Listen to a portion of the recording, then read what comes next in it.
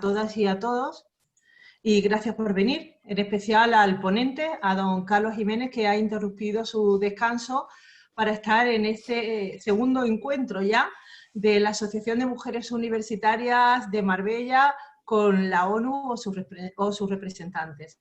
Gracias también a nuestra socia Blanca Molet por haber propiciado este encuentro, que tan cercano le es, pues ha sido miembro de Naciones Unidas por más de 35 años, comisiones tan importantes como Sudáfrica en plena apertura del apartheid.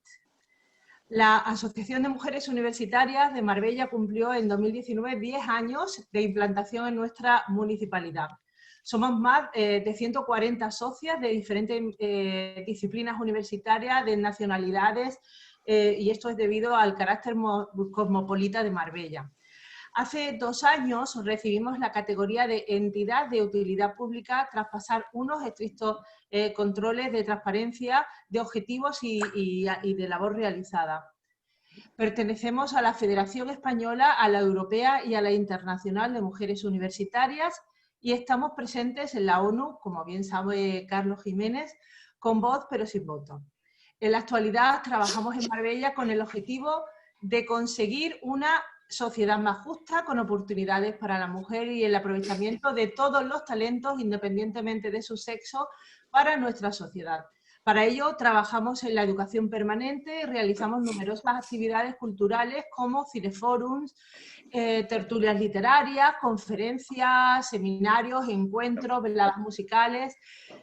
Por otra parte, como ya sabéis, nuestras cuotas de socia y lo que consigamos, los fondos que recaudemos de nuestras actividades cuando pedimos que haya últimamente más de lo que quisiéramos, porque por la situación en la que nos encontramos de no poder hacer actividades, de reunirnos todas en un lugar. Así que pues todos estos fondos que recaudamos son para el programa de becas de chicas brillantes de nuestra zona de influencia y con necesidades económicas declaradas. En la actualidad tenemos becadas casi 40 chicas y algunas de ellas ya han terminado los estudios universitarios, están trabajando y están haciendo publicidad de nuestro proyecto, cosa que nos hace muy felices. Y bueno, pues también me hace muy feliz darle la palabra a nuestra querida amiga y socia Blanca Molet para que nos presente el acto de esta tarde, que seguro que lo hace con muchísima ilusión. Gracias. Muchas gracias, Ana. Es verdad que lo hago con mucha ilusión y tengo que agradecer a tanta gente que acuda y las que estarán luego escuchando esta locución. Carlos realmente lo está haciendo en un descanso de sus vacaciones y eso se ha gestado entre nosotros. ¿Por qué no lo haces? ¿Por qué tal? Y entonces así ha sido, muy informal, pero él va a tratar de hablar de los retos, más no se va a hablar de triunfalismo ni nada de eso en esta charla. Vamos a hablar más bien de los retos que por la pandemia se tienen las Naciones Unidas frente a sí, ¿no? Esto es importante. Carlos es un hombre que ha viajado por el mundo entero en delegaciones con el secretario general y cuando se estableció la Asociación de Alianza de Civilizaciones que está en Nueva York, él también estuvo ahí presente. No quiere que yo le haga una gran presentación, un CV enorme, porque vamos a entrar enseguida a hablar de la organización, que es lo importante. ¿Os parece? O sea que le doy la palabra a Carlos y muchas gracias por a todas las que habéis venido. Es maravilloso. Gracias. Bueno, pues tomo la palabra. Lo primero que quiero es agradecerles a la asociación, a Blanquita, por supuesto, porque tuvo ese reflejo y esa... ella es una estupenda amiga mía, hemos trabajado juntos, Blanca y yo en Nueva York, y hemos trabajado en Madrid también, y nos conocemos hace 3 décadas, y la verdad que me siento muy honrado, muy privilegiado de que quieran escucharme. Blanca me decía que esto es una conferencia, y a mí me da mucho pudor el que esto sea ninguna conferencia, porque como bien han dicho, esto me pilla en un momento de vacaciones y estoy pues con un poco en precario, digamos, ¿no? Sin mis papeles, sin poder imprimir nada, sin tener acceso a muchas cosas. Entonces, yo creo que va a ser mejor una especie de conversación informal en la que yo les puedo dar un poco mi mirada, una mirada que si bien no es para nada importante, sí es antigua, porque también hace más de 3 décadas que trabajo para la organización y que me siento parte, porque parte de mi identidad está muy marcada por el trabajar para las Naciones Unidas. Es un organismo muy, muy único, muy especial y a pesar de todo, muy valioso y con un potencial enorme y con una vocación de contribuir a un mundo mejor, ¿no? Y que a todos nos afecta, y en situaciones como esta que estamos todavía viviendo, que el planeta está viviendo, pues la ONU lógicamente tiene muchas cosas que decir y tiene muchos retos. Y quizá la excusa era un poco, como habíamos empezado Blanca y yo en nuestras conversaciones, era que este año, como ustedes saben, la ONU cumple 75 años. La ONU ha tenido momentos así históricos, estos momentos que son como hitos en la historia, ¿no? El 50 aniversario, luego tuvo también el año 2000, la ONU quiso también bueno, pues marcar esa fecha tan importante para la historia, y esta es otra fecha, es una de esas cifras redondas, pero el secretario general ya desde el año pasado, el secretario general Antonio Guterres, que es portugués, como ustedes bien saben, él dijo que no quería celebraciones, dijo que no era un momento para celebrar. Ya desde el año pasado, esto es antes del COVID, él dijo que más bien quería que este año, así el 75, fuera una especie como de oportunidad para reflexionar hacia dónde vamos como humanidad, como especie, y también hacia dónde y qué es lo que tiene que hacer la ONU para adaptarse y no perder la vigencia que tiene que tener y la vigencia que tuvo cuando fue fundada, ¿no? Como organización después de la Segunda Guerra Mundial. Y en medio de ya esa especie como de plan y de instrucción que teníamos los funcionarios de que este no va a ser un año de celebraciones, nos viene el COVID. Entonces, bueno, pues ahí yo creo que ha hecho mucho más sentido también el que no estemos celebrando nada. A mí siempre me gusta pensar, cuando pienso en las Naciones Unidas, y cuando pienso que ya tenemos 75 años como organización y todo lo que ha pasado en el mundo desde entonces, la Segunda Guerra Mundial, la Guerra Fría, el milenio, este periodo en el que estamos ya en medio de revolución digital y tecnológica, que en la historia de nosotros como especie, si hacemos la historia como una línea, ¿no? 75 años no es nada. Un poco como el tango, ¿no? 20 años no es nada y 75 años no es nada tampoco. Simplemente la era cristiana son 2000 años y en esa línea de los dos, y por supuesto existíamos ya mucho antes de la era cristiana también, y entonces en la historia de la humanidad 65 años verdaderamente no es nada, con lo cual este germen que es las Naciones Unidas para dar soluciones y ese potencial que tiene, que está además reflejado en la Carta. Luego después me gustaría en algún momento dado recurrir al preámbulo de la Carta, recordarlo porque es un texto muy bonito y entonces esa vocación que tienen las Naciones Unidas en ese periodo tan corto de la historia de los 75 años, pues no verdaderamente. Y eso yo creo que anima a seguir pensando que tenemos una razón de ser, ¿no?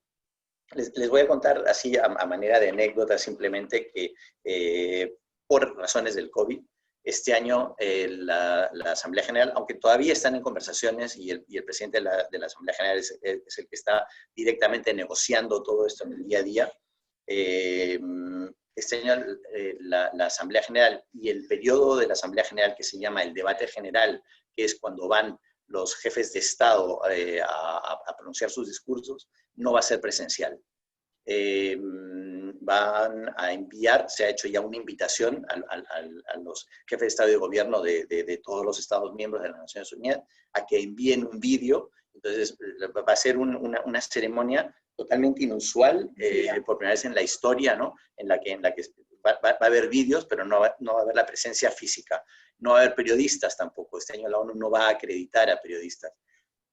yo personalmente esto me da una enorme tristeza, ¿no? ¿Por qué? Porque Blanca, tú que has trabajado en protocolo y sabes todo el trabajo que hay detrás y la importancia que esto tiene, yo creo que en los seres humanos tenemos una necesidad, como decían en el Principito, necesidad de ritos, ¿no? Los ritos son muy importantes y la ONU tiene mucho de ritual y de liturgia también, el ahora tener que simplemente pasar online los discursos y que no haya una sala llena y que no haya unos periodistas cubriendo, pues es una enorme tristeza, pero no queda otra, es el COVID el que nos ha cambiado a todo el planeta y creo que dentro en ese contexto definitivamente somos como los más privilegiados a la hora de la suerte que nos ha tocado, ¿no?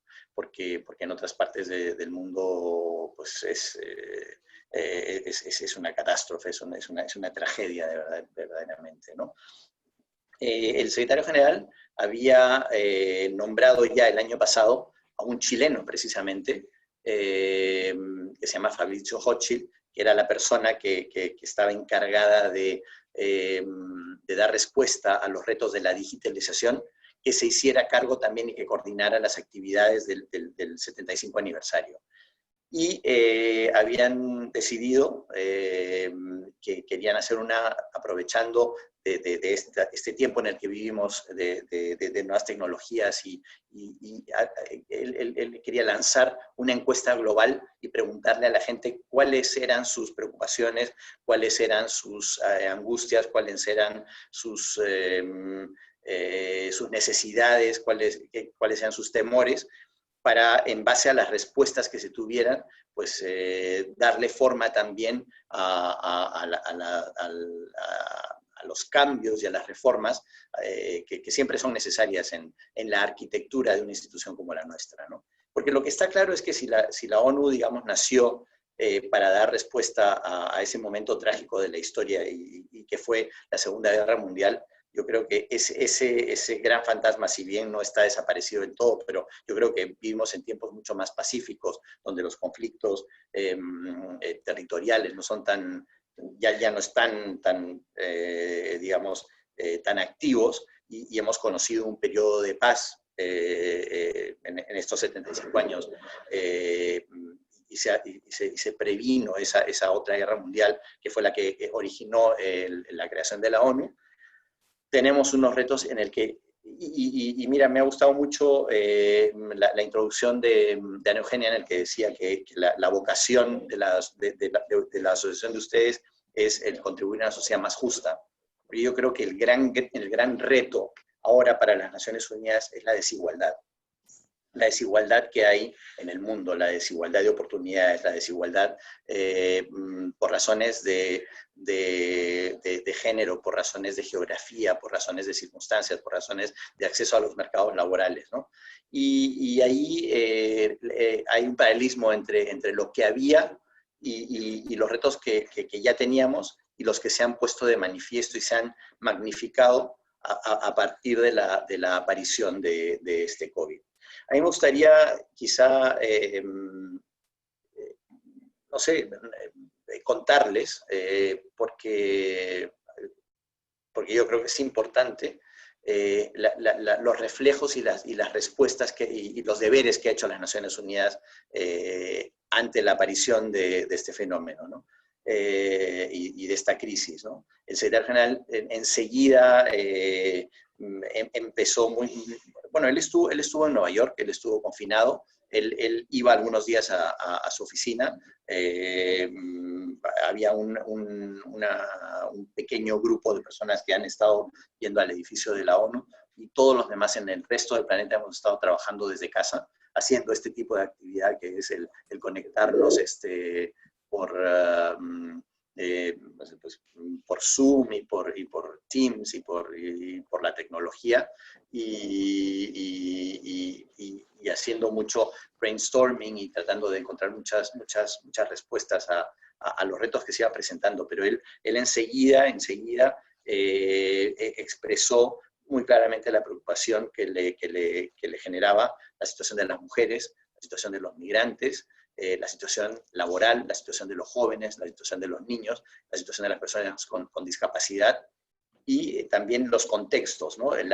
Los precarios sistemas de salud de ciertos países, los precarios sistemas laborales, la situación de las pequeñas y medianas empresas, y él lo que ha hecho es movilizarnos a todos para ver cómo podíamos a nuestra vez ser lo que es la vocación de las Naciones Unidas, que es, somos un salón grande en el que nos juntamos esos socios que son los Estados miembros, que son tan diversos. En eso que está el reto mayor de la ONU, que es su diversidad, está también su grandeza. La ONU es una organización en la que hay democracias y no democracias, hay países grandes y ricos y países pequeños, hay países con retos enormes de problemas de pobreza, con fenómenos medioambientales que se dan. Y si fuéramos, digamos, un club homogéneo al que pertenece, en el que solamente estuvieran admitidas o las democracias o las dictaduras, pero no los otros, entonces nunca podríamos llegar a encontrar las soluciones comunes, ¿no? Entonces, eso que lo hace tan difícil también el llegar a acuerdos, es al mismo tiempo su grandeza, ¿no? Y bueno,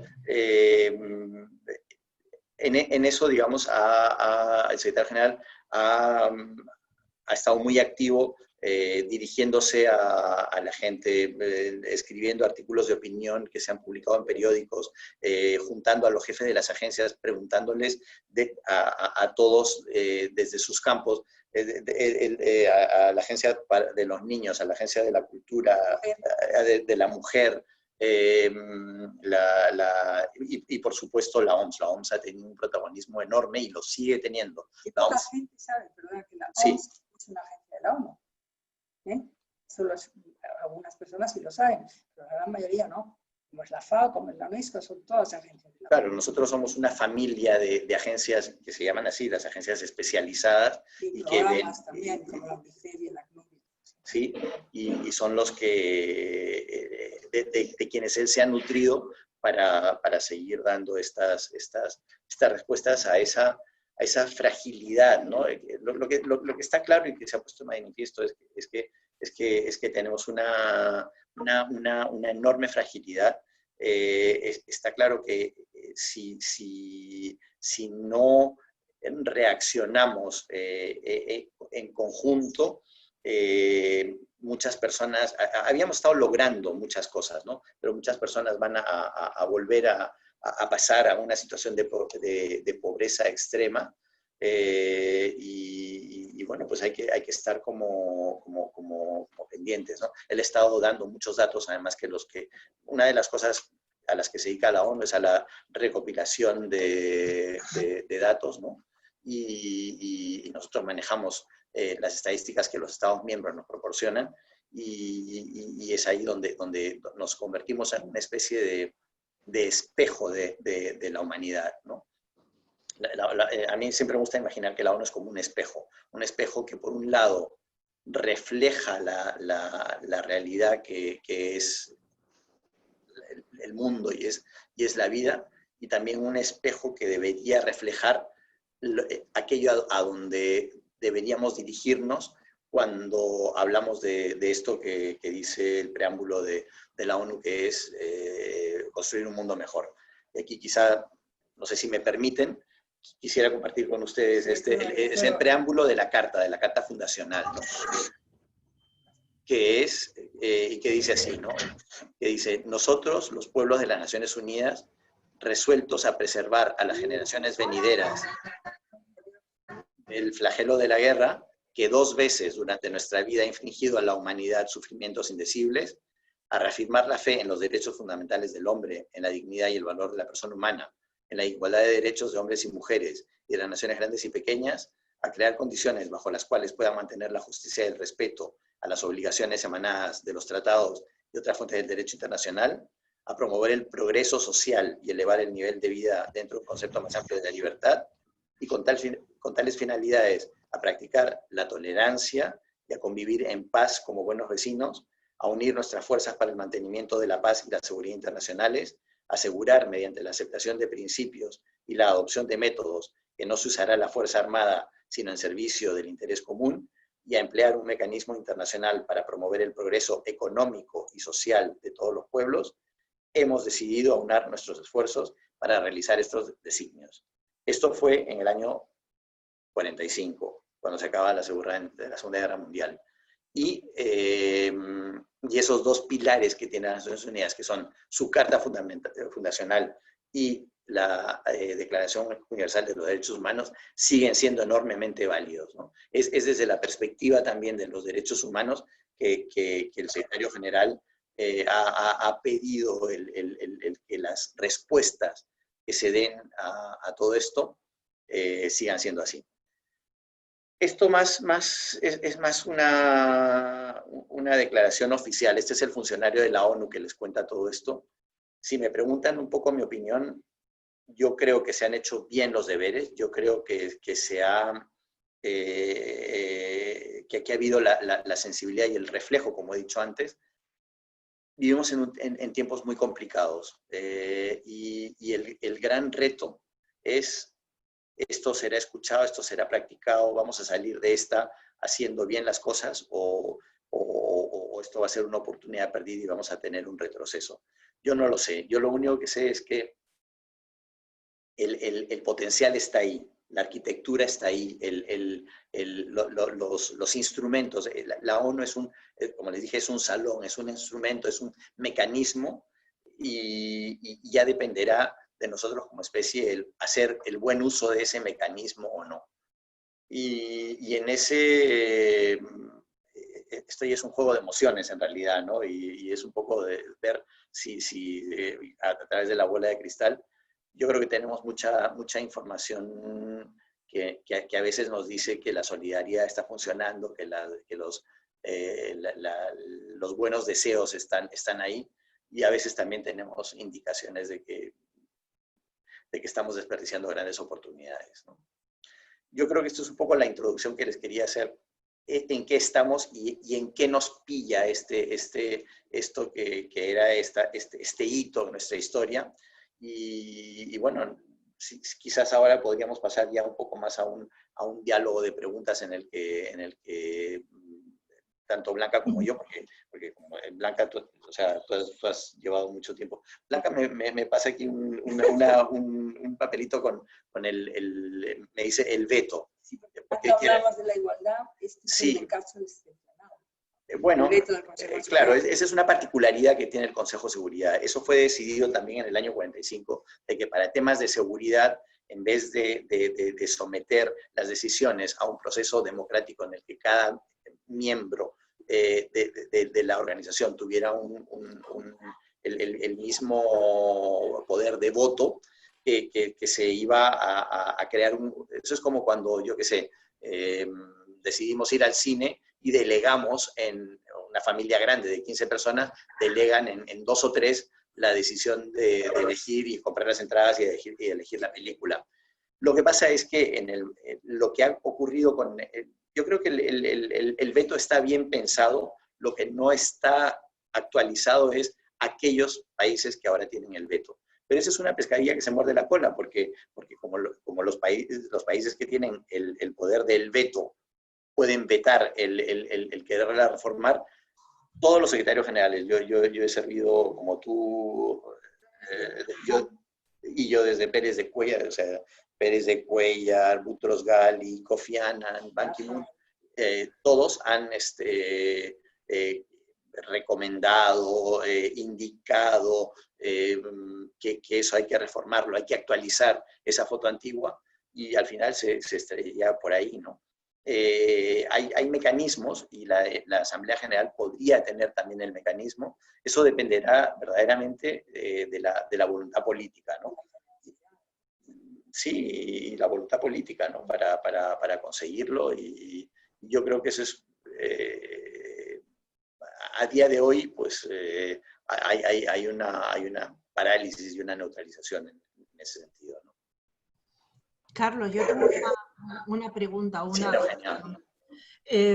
A ver, la decisión de no celebrar ya no solo ha sido por el tema del COVID, sino ya, como bien nos has contado, ha sido anterior a eso, de no celebrar el 75 aniversario.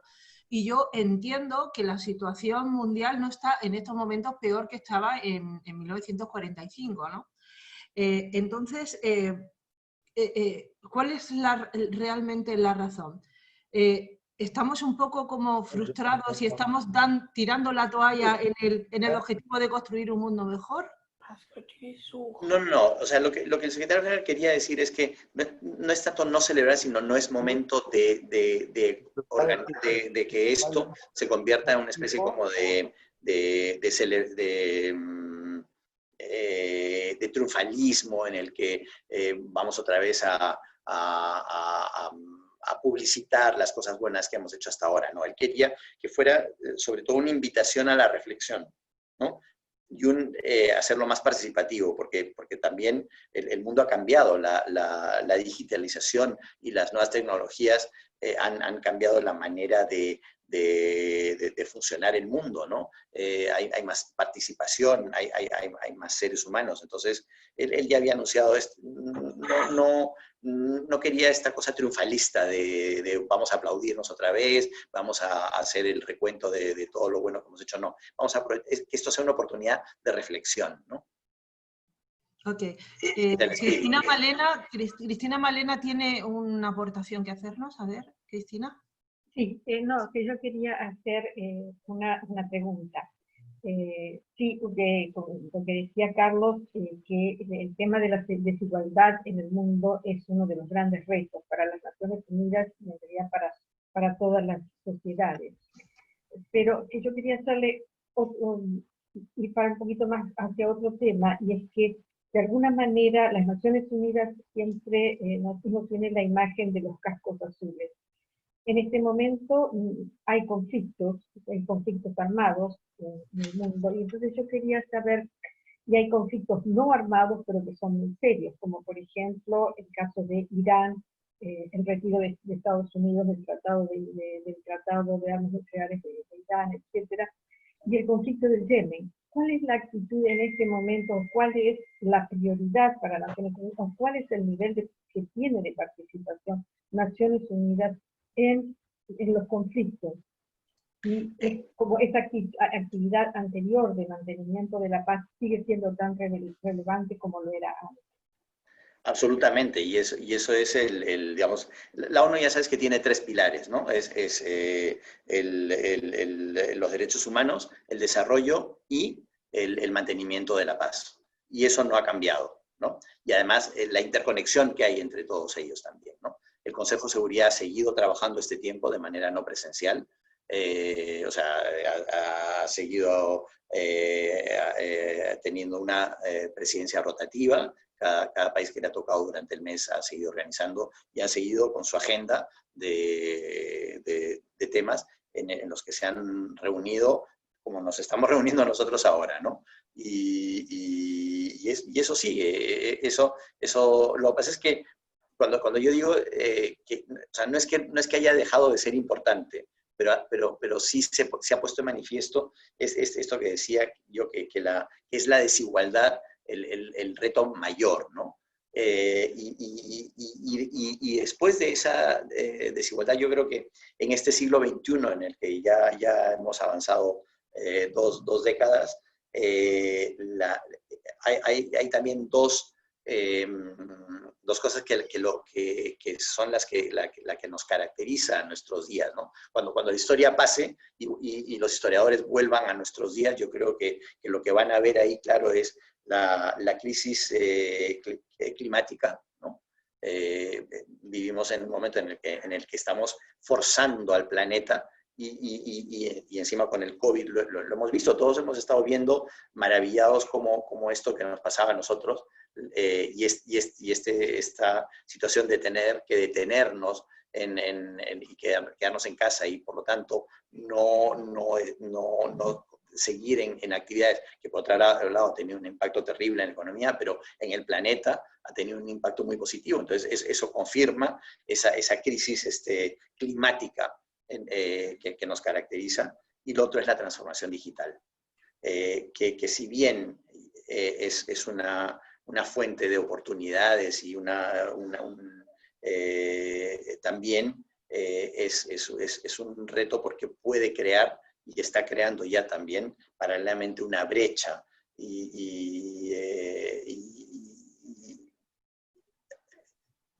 puede dejar relegada y puede aumentar esas desigualdades de las que hablamos. Puede dejar en el camino, en la cuneta del camino a muchísima gente y entonces volver a configurar un mundo muy desigual, ¿no? Es como un círculo vicioso, digamos, ¿no? Perverso.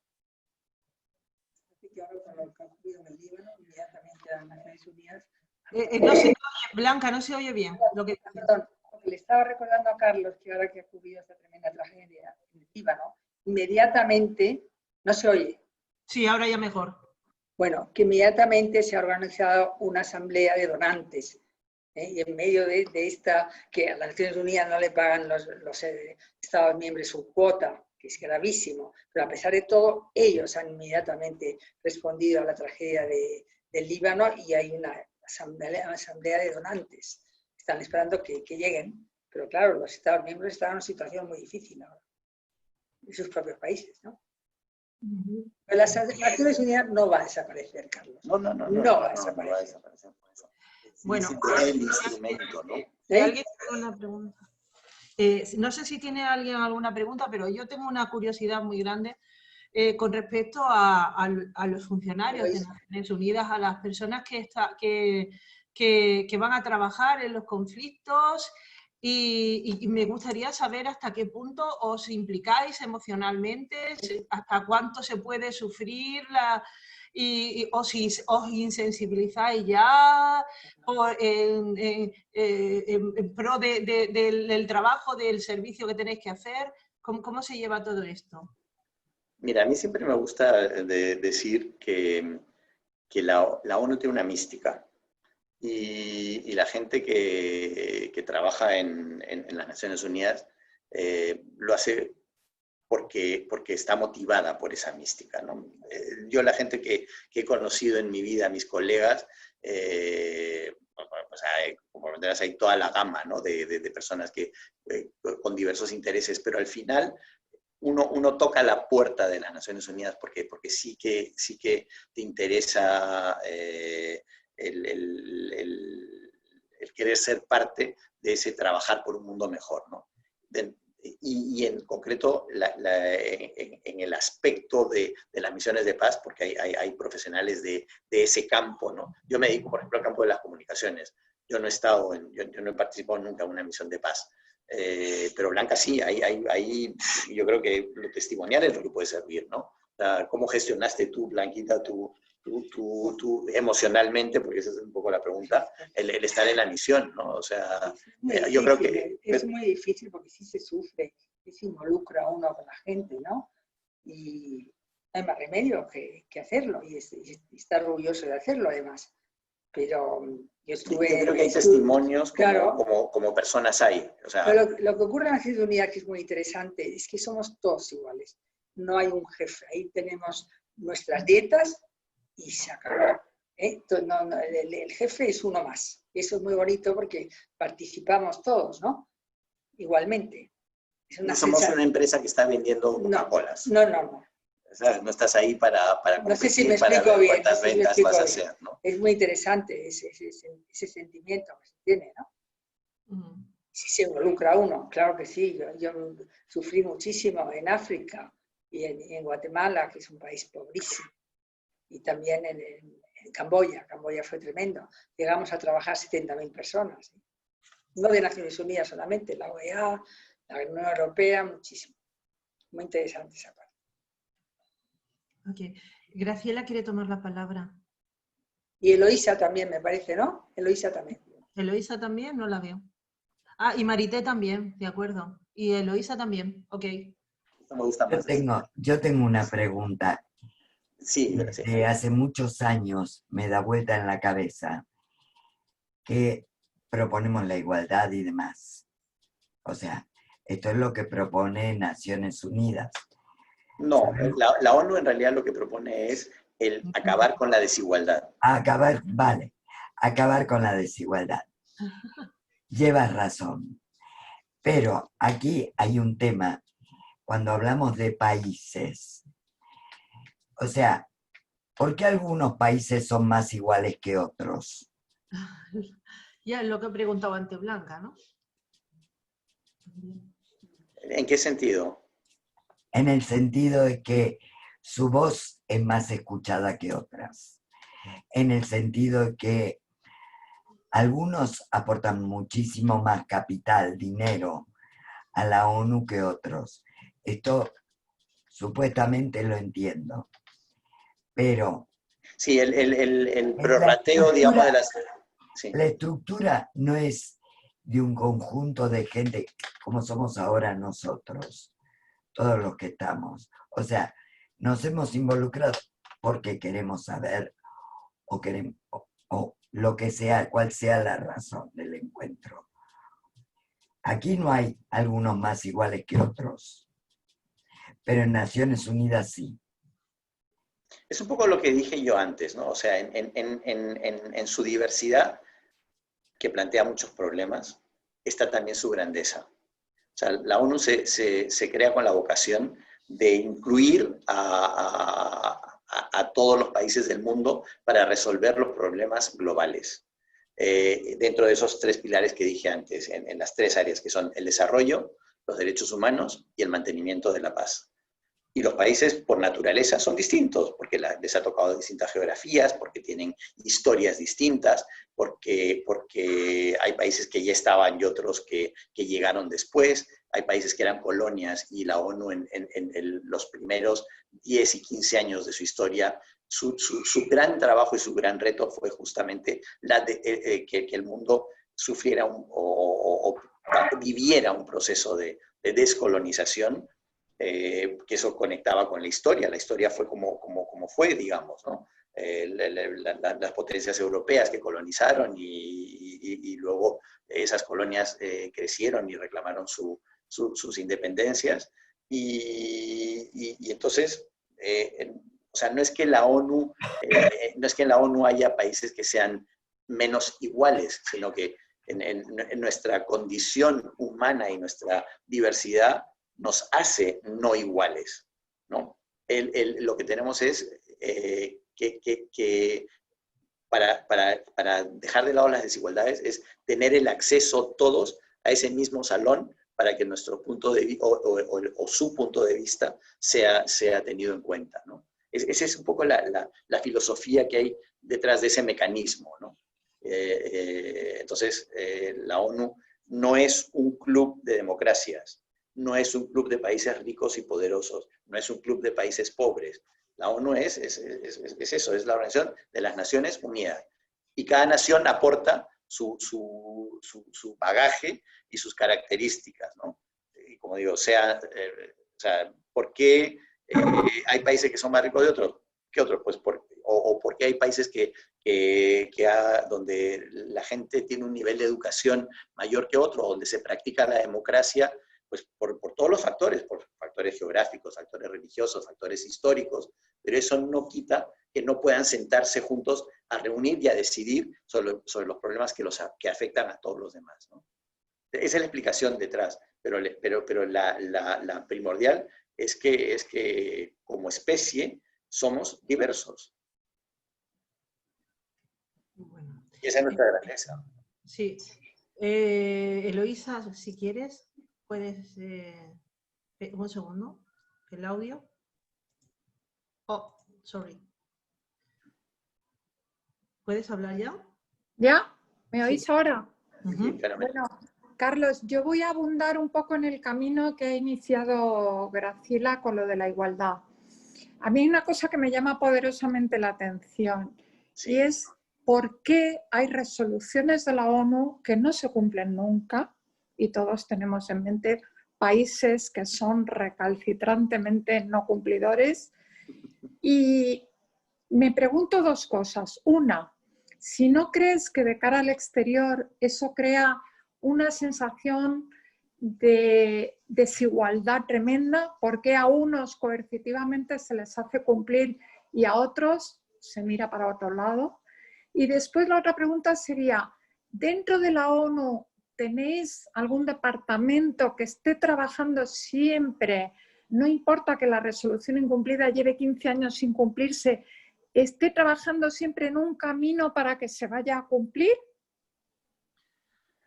La ONU, ¿sabes? La respuesta ahí es que la ONU no es la policía.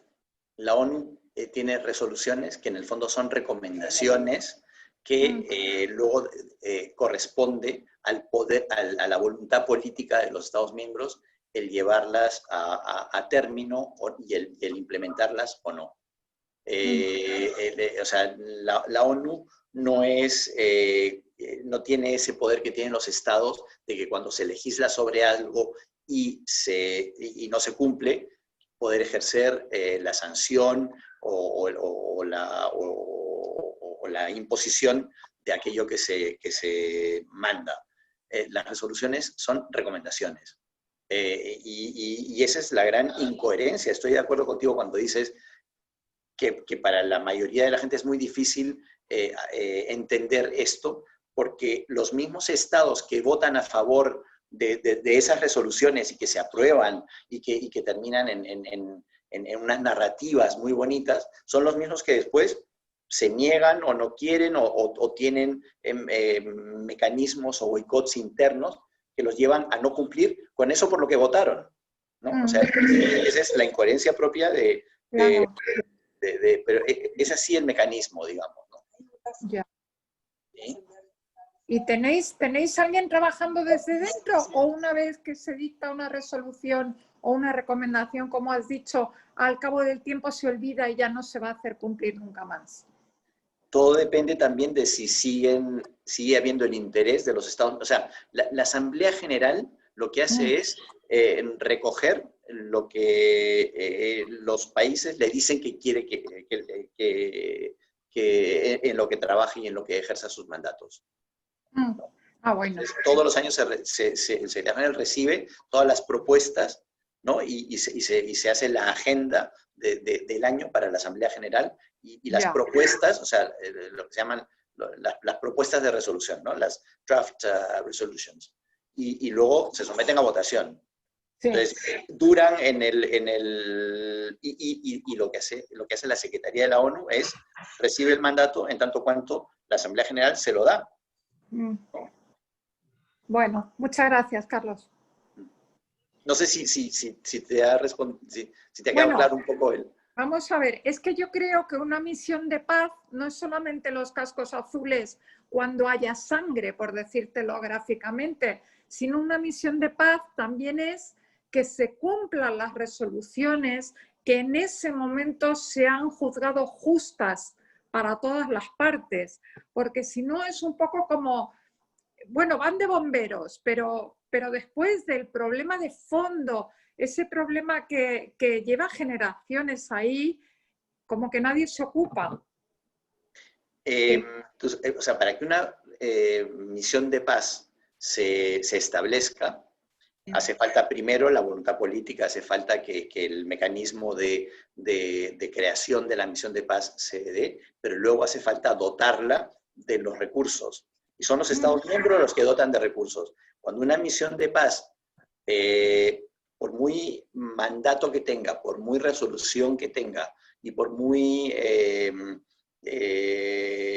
previsto que esté todo, si luego no tiene los recursos que necesita para eso, luego no puede llegar a buen término. Entonces, de nuevo, es el círculo vicioso de los Estados miembros, son al final los que deciden con su voluntad política si eso se hace efectivo o no. Y todos sabemos que a nivel de Consejo de Seguridad, muchos estados o se votan resoluciones, cuando no se vetan, ¿no? Se votan resoluciones, pero que luego eso que en principio es la solución del problema va en contra de los intereses de países que no les interesa esa resolución del problema y la dejan de dotar.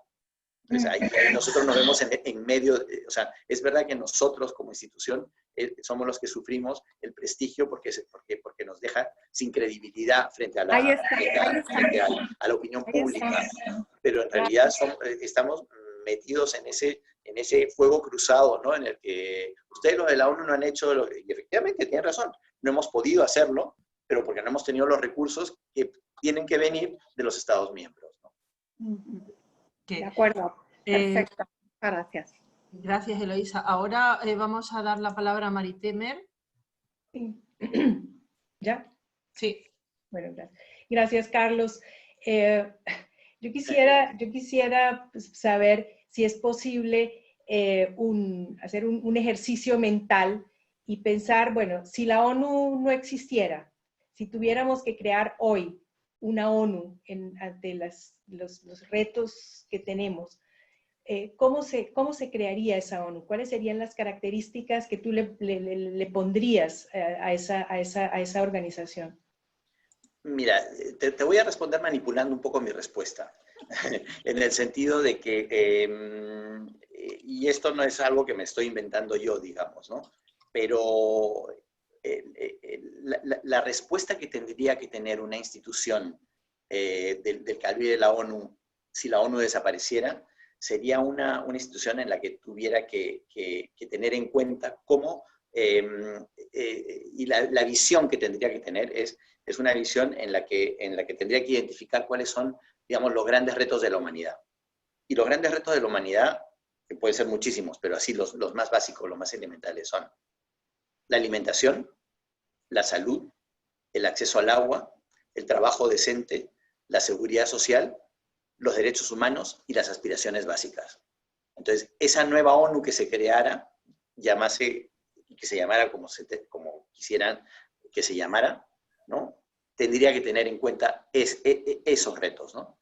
Y todo esto que te he mencionado así en esta especie de menú de supermercado, tiene que ver con lo que dije antes, que es la desigualdad.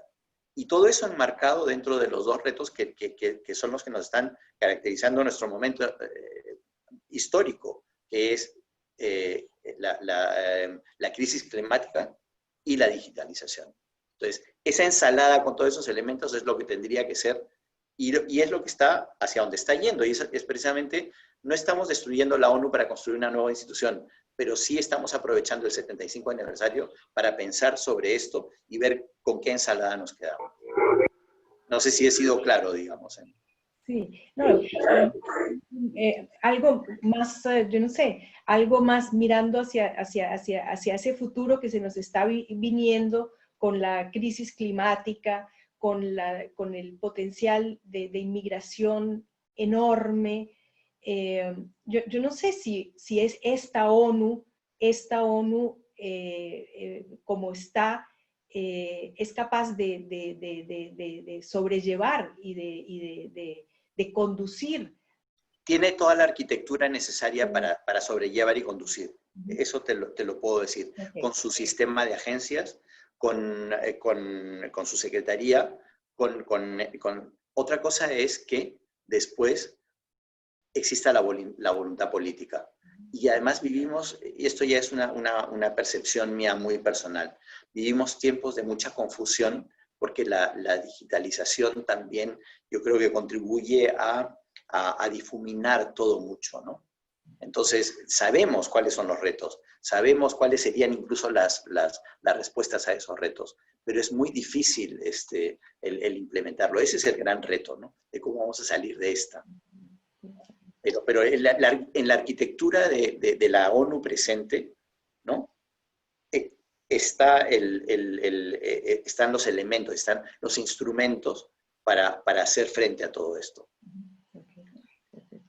Gracias, Marité, gracias, Carlos. Y eso no lo digo porque me pagan para decirlo, sino porque realmente estoy convencido que lo está. O sea, si tú vas a la carta, si tú vas a esa familia de las agencias especializadas, si vas al día a día de lo que hace cada agencia, te darás cuenta que no se nos está pasando esto y no nos estamos dando cuenta. Es simplemente que lo que le corresponde después ya a eso que se llama la comunidad internacional, no necesariamente se hace, y no tenemos el mecanismo y no tenemos la vocación tampoco de convertirnos en los policías de nosotros mismos. Ok, gracias, Katy, perdón, Marité y Carlos. Le vamos a dar la palabra a Cristina y luego a Begoña y luego a Graciela. ¿Ok? Cristina, por favor. Sí, era un poco volver hacia atrás, es un poco volver sobre lo mismo, de lo que hablaba Graciela y de lo que hablaba luego Eloísa. Y es con respecto a la, entre comillas, la credibilidad o la fuerza que tiene para implementar las resoluciones. Porque, por ejemplo, se votan todos los años, o casi siempre, hay alguna resolución sobre el conflicto árabe-israelí, sobre los territorios ocupados. El gobierno de Israel, en el caso de los territorios ocupados, ha violado sistemáticamente las resoluciones de las Naciones Unidas, ha permitido los nuevos asentamientos. Entonces, esto me parece que hace justamente a la credibilidad. Es cierto que las Naciones Unidas no puede ser un policía, pero es ahí donde la gente puede percibir, entonces, ¿para qué? Y además, a veces la percepción, que no comparto, pero es una percepción de mucha gente, estamos hablando a nivel general, es que se trata de un gran organismo muy burocrático, con una estructura muy burocrática, que luego da pie a que, por ejemplo, un señor como Donald Trump diga, bueno, acá retiro los fondos porque no me gusta, o hay demasiada gente, etc. Entonces, esto hace que también se resienta lo que es las Naciones Unidas, que me parece una organización absolutamente necesaria, pero con estas debilidades. Mira, durante mucho tiempo estuvimos en una actitud muy reactiva respecto a este tipo de críticas que venían de estas percepciones, ¿no? Y hay una serie de documentos que todos hemos manejado respecto a, por ejemplo, el tamaño de esa burocracia, ¿no? Cualquier ayuntamiento por ejemplo, recuerdo un dato de esos que manejaba, el ayuntamiento de la ciudad de Tokio tiene mucha más gente trabajando que toda la organización, con la diferencia que los mandatos que tiene la organización son mucho más serios y mucho más graves que los que puede tener el Ayuntamiento de Tokio, sin querer ofender al Ayuntamiento de Tokio, ¿no? O que cualquier multinacional. O sea, si nos comparas con... Entonces, es verdad que la gente lo dice, y es verdad que nosotros nos defendemos y decimos, no es así, pero es verdad que también los conceptos se etiquetan, ¿no? ¿Qué podemos hacer frente a eso, no? Seguir respondiendo de esa manera, aunque no sé si a la gente después se le queda, no sé si somos tan efectivos a la hora de cambiar esa percepción. Son percepciones, ¿no?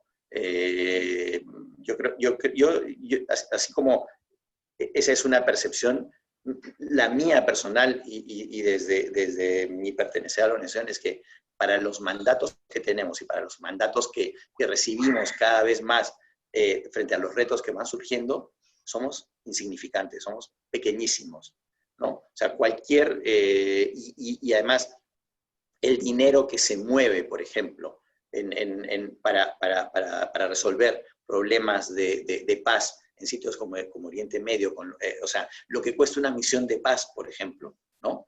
Si lo comparas con el dinero que se mueve, por decirte simplemente, y don't take it personal, en el mundo del fútbol, o en el mundo de las armas, del tráfico de armas, o en el mundo del tráfico de drogas, es insignificante, ¿no? Y sin embargo, si lo pones en la balanza, yo creo que sería mucho más importante resolver un conflicto territorial, histórico, que seguir celebrando partidos de fútbol. Pero esa es nuestra condición humana también, ¿no? Tenemos que vivir con ello, ¿no? Muchas gracias, Carlos. Gracias. Damos la palabra a Begoña Zarán. Gracias, Cristina.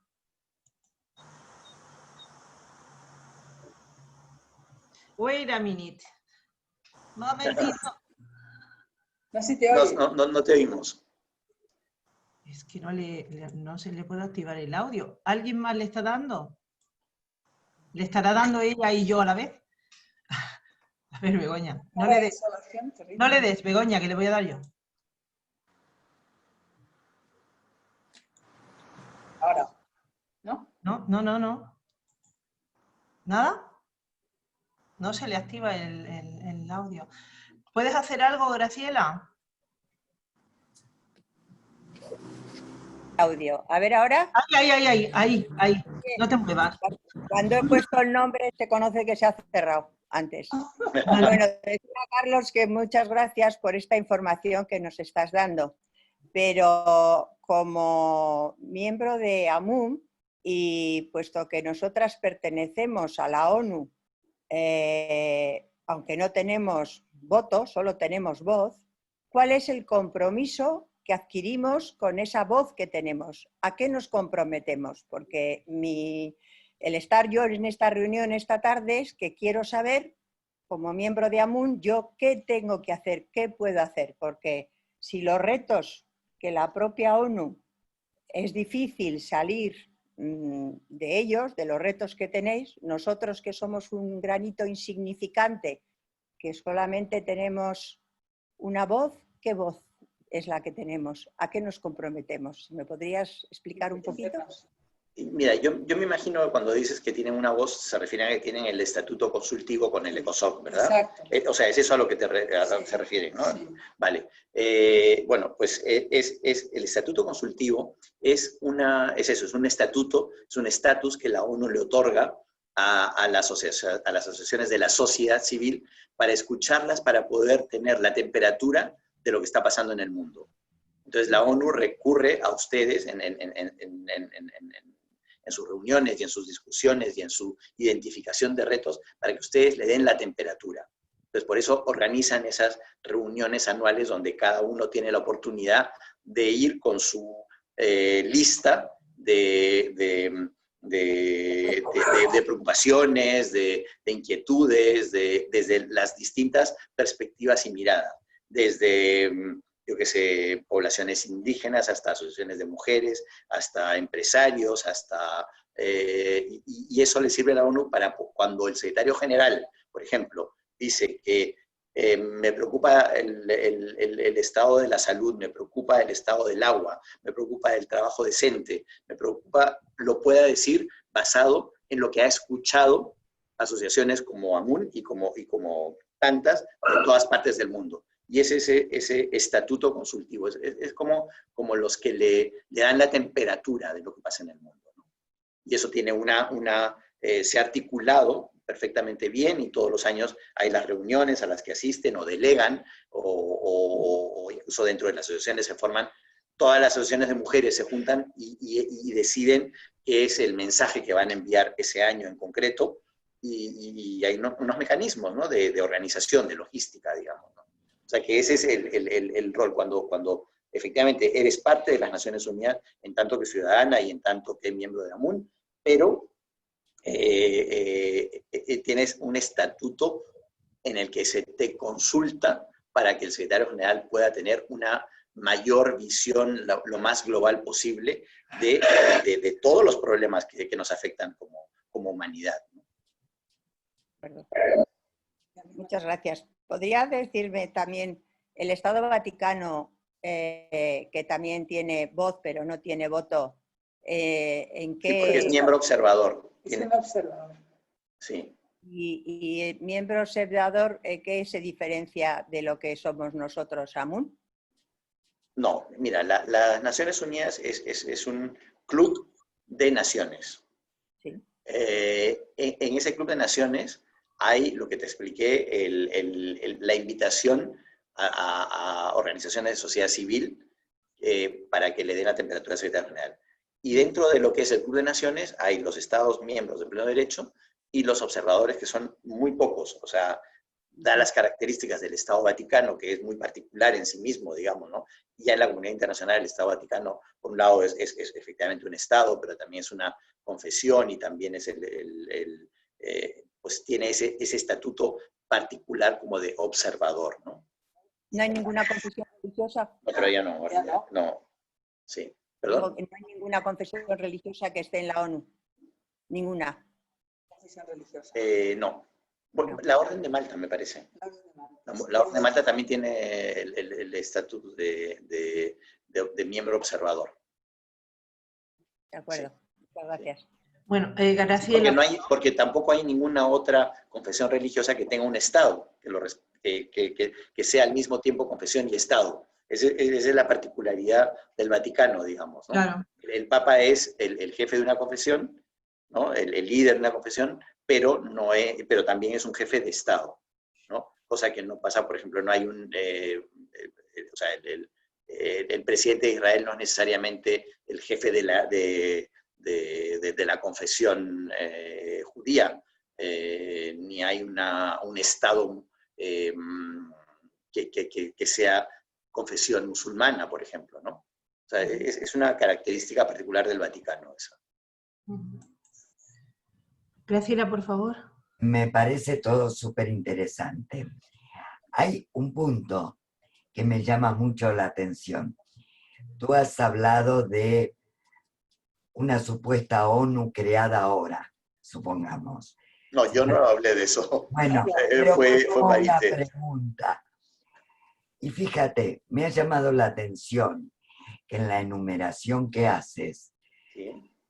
no se hable de educación.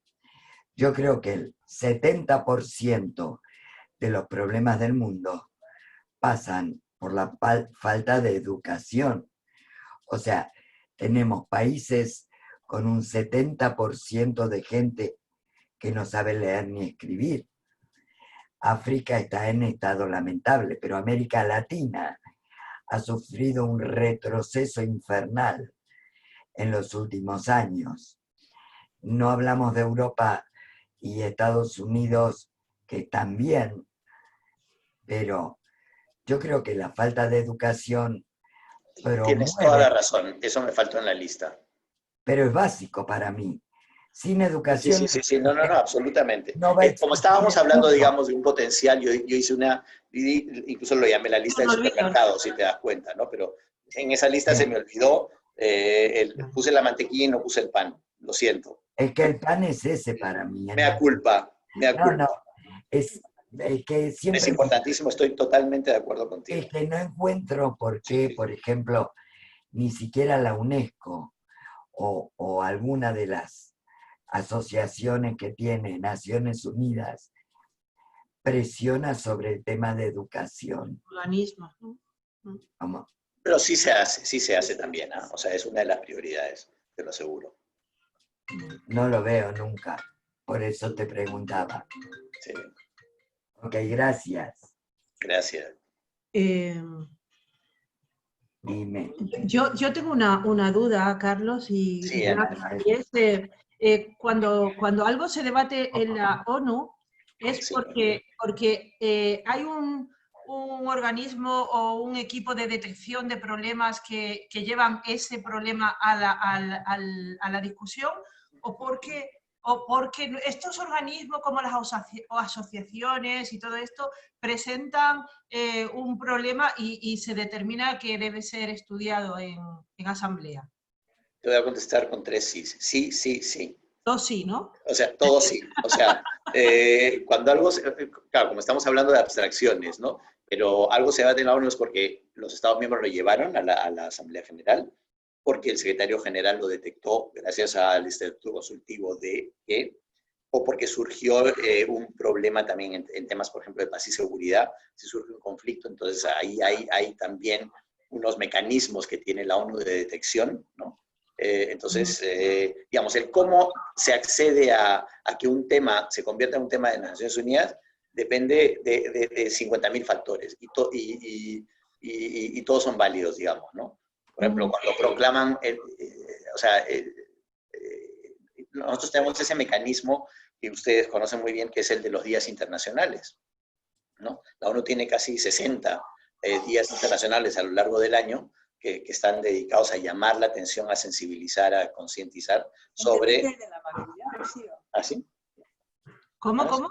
Sí. Recientemente se celebró el Día Internacional de la Amabilidad, que lo promovió Naciones Unidas.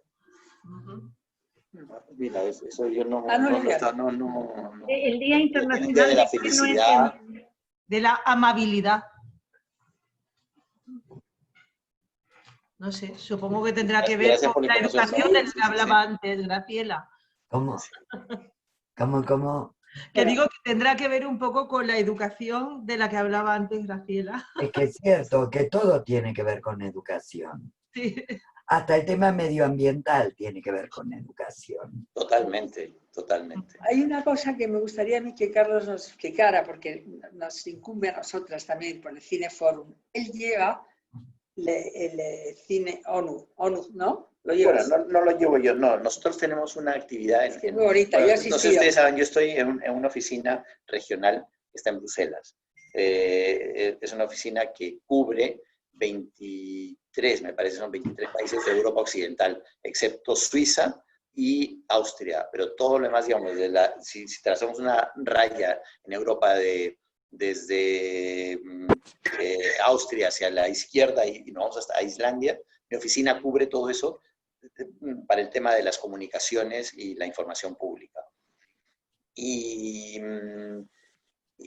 bueno, tenemos en Bruselas, que es donde estamos, una actividad que se llama el Cine ONU, que es un cineforum, como bien dijo Blanca, es la proyección de una película, sea un documental o sea una película comercial, que llame la atención de un tema de las Naciones Unidas, desde los temas de derechos humanos, a los temas de mujeres, a los temas de alimentación, a temas de indígenas, de lo que sea. Y estamos siempre pendientes de detectar películas que cuenten la historia y entonces a continuación hacemos un debate en el que en Bruselas en concreto, como todas las agencias de Naciones Unidas tienen un representante, por lo menos, entonces ofrecemos la mirada de la ONU, como está la sede de las instituciones europeas, ofrecemos una mirada de las instituciones europeas y también procuramos llevar a alguien de la propia película, sea el director o la directora de la película. Por ejemplo, hemos hecho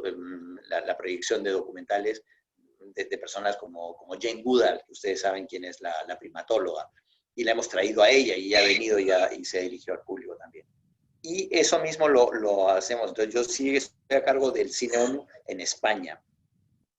Todo esto hasta el COVID. O sea, desde el día 13 de marzo se interrumpió y no hemos vuelto a... Bueno, sí, hemos tenido unas online. O sea, hemos... hacemos nosotras. Sí, se ha proyectado y se ha dado el acceso a que personas vieran la película y luego ha habido un debate en el que la gente lo ha podido seguir, digamos, ¿no? En el que se comentaba la película entre los ponentes, pero no había la posibilidad de hacer las preguntas porque hay muchísima gente que ve la película y participa, ¿no?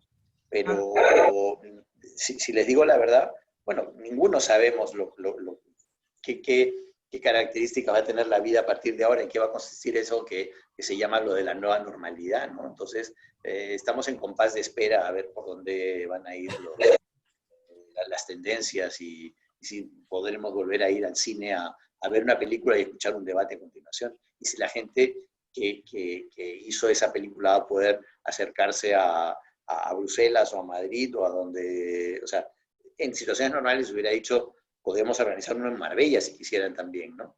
Pero dadas las circunstancias, pues tenemos que esperar a que se perfilen las cosas porque, claro, ir al cine así como estamos ahora, sentados en nuestros salones, un poco como que no pega demasiado, digamos, ¿no? Bueno, ¿alguien más quiere tomar la palabra? ¿No? Bueno, pues nada, Carlos, muchísimas gracias por esta tarde tan estupenda que hemos tenido. Nos hemos pasado de la hora un ratito, pero hemos abusado de ti. Pero creo que merecía la pena porque no sabemos cuándo te vamos a volver a tener. A mí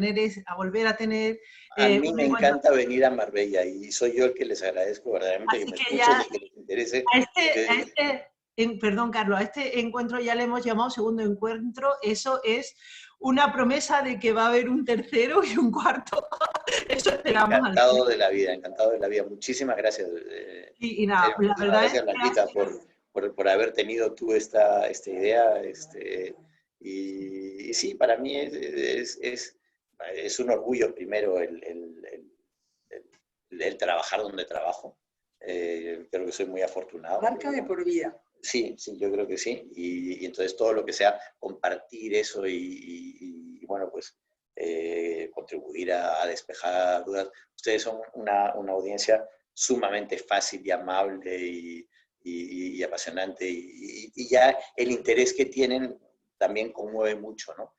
Y justamente ese interés es lo que también una prueba de que cuando hay la crítica de que la ONU no sirve o no interesa o la gente no hace, miren, aquí está la demostración, por ejemplo, y ustedes no son un caso aislado tampoco, ¿no? De que sí que interesa y que sí hay gente que quiere saber más sobre ella. Y yo espero que esta conversación, por ejemplo, dé pie a que ustedes pues, ya en su soledad vayan a internet y todas esas dudas que tenían de cuántas agencias especializadas son, la OMS es parte de o no, ¿no? Que esto sirva también como una invitación a tirar de ese hilito de información para... Porque hoy en día la información está en todas partes. O sea, cuando la gente dice, no, esto no se sabe, es porque no se quiere saber, ¿no? Entonces, lo bueno de estos encuentros es simplemente sembrar ahí la curiosidad para seguir tirando, porque seguramente en otros lados va a estar mucho mejor explicado de lo que lo puedo explicar yo, y simplemente el contacto conmigo que haya servido nada más que para dejarles el germen y la semilla de una curiosidad mayor y una implicación mayor. Muchas gracias, Carlos. Además, queremos que te lleves una buena imagen nuestra, un buen recuerdo nuestro. Y me quedo con las palabras que ha dicho nuestra compañera Begoña Cigarán, que como siempre ese mascarón de proa. ¿Qué podemos hacer nosotras? Pues eso mismo que he dicho, por ejemplo, ¿no? Informar, defender. ¿Sabes? La ONU, ustedes saben que tiene esta figura, este recurso, que son los embajadores de buena voluntad, ¿no? Es gente, o sea, mucho antes de los influencers, nosotros ya teníamos a Audrey Hepburn, ¿no? Que yo creo que es así la que en nuestra memoria... un ser maravilloso. Pues, por ejemplo, una cosa es, conviértanse todas ustedes en Audrey Hepburn, ¿no? De las Naciones Unidas. Infórmense sobre la ONU, defiéndanla y hagan lo que ella hizo, ¿no? Y ella su ámbito de influencia era uno, pero todos tenemos ámbitos de influencia, ¿no? Entonces, y esto puede surgir en conversaciones. Entonces, muchas veces aclararle a la gente o contar la historia o volver a los orígenes, el onu.org, ¿no? Y ahí está todo, ¿no? Está la Carta, está la Declaración Universal de los Derechos Humanos, que es un documento tan importante como una Biblia, es un libro sagrado casi, ¿no? Sagrado laico, ¿no? Pero hablar de eso, dar a conocer eso, conocerlo nosotros mismos, yo creo que eso ya es bastante también, ¿no? Es lo que cada uno en su pequeño ámbito. Pero a mí no me gusta dar charlas tampoco de ese tipo de qué pueden hacer. Me lo has preguntado y te lo digo, pero claro. Yo creo que es por ahí por donde hay que hacer el activismo, ¿no? Hay que ser un activista de la ONU. Las instituciones nos está pasando, vivimos en un tiempo en el que las instituciones en general, las políticas, las humanitarias, se están quedando sin el afecto de la gente. Y los afectos hay que alimentarlos, ¿no? Hay que regarlos. Yo tomo este interés de ustedes, esta tarde de sol en la que están dedicándome este tiempo a escucharme como una muestra de afecto, ¿no? Y eso es muy importante. Muchas gracias. Muchas gracias. Ana, muchas gracias. Encantado. Y gracias, Blanquita, gracias por todo. Muchas gracias. Gracias, Blanca.